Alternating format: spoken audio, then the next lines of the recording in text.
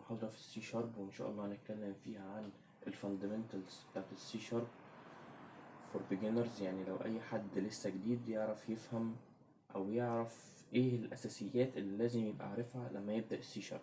أولا هنبدأ النهاردة بشوية معلومات نظرية علشان تسهل الموضوع وتبقى إيه اون تراك معانا كده.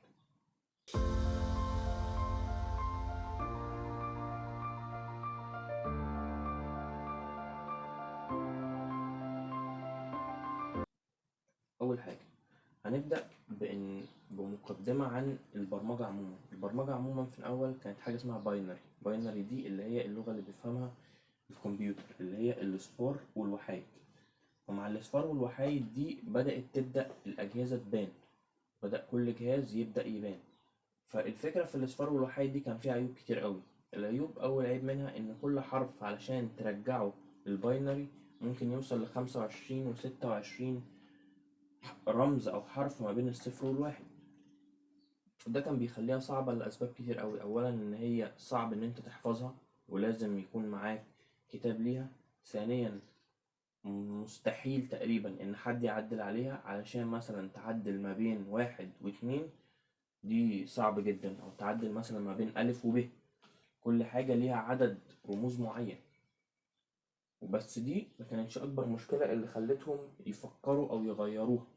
المشكلة الأكبر إن الكود المعين لجهاز ما بيشتغلش لجهاز تاني. إزاي؟ يعني لو الكود مثلا مصنوع لسامسونج ما يشتغلش ال HP، وده العيب اللي خلاهم يغيروه. بعد كده عملوا حاجة اسمها دوت نت فريم ورك كده اللي عمله مايكروسوفت. ايه لازمته كله؟ حاجة اسمها كومبايلر اللي هو بياخد من الديفلوبر او الانجينير بعد كده يوصلها للكمبيوتر ايا كان بقى النوع، HP ديل، ايا كان نوع الماشين اللي معمول له الكودينج ده، الدوت نت فريم ورك هو يقدر يوصله. ففي الوقت ده حصل حاجتين.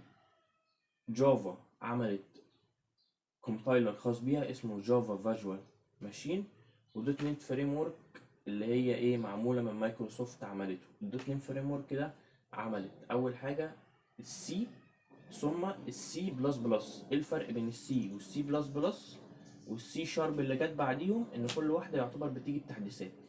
السي بلس بلس التحديث اللي خدته من السي هو حاجه اسمها OPP Object Oriented Programming.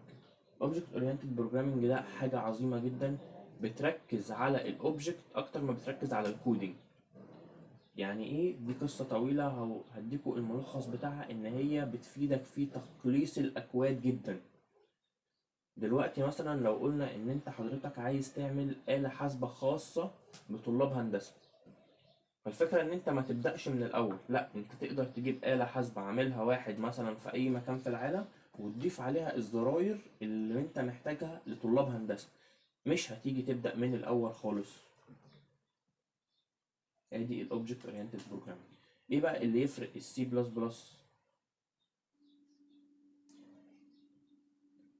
تاني حاجة في الدوت نت فريم ورك يتكون من 3 حاجات: البي سي ال والسي ال ار والجيت. البي سي ال اللي هو بيس كلاس لايبراري، والسي ال ار اللي هو كومن لانجويج ران تايم، والجيت. كل حاجة لازمتها ايه؟ البيس كلاس لايبراري دي حاجة زي مكتبات لتنظيم وتقسيم المضمون او الكلاسز دي اللي بيبقى فيها كل الكلاسز. والكلاس يقدر يشيل حاجتين: لا كلاس لا اوردر. طبعا ده هنفهمها مع ان شاء الله الشرح العملي. الكومن لانجويج ران تايم والجيت.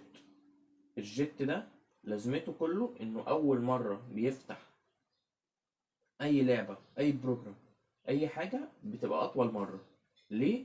ده الجيت هو بيشتغل. الجيت بيقعد يقيس تجارب معينة لنفس البرنامج علشان يعرف ايه افضل ميثود او افضل طريقة لاستخدام البرنامج ده. فكل اللي بيعمله ايه؟ ان هو بيروح جاي مجرب كل الطرق وحطيتها في configuration code او configuration file ويحطها مع البرنامج عشان بعد كده ما ياخدش وقت كتير.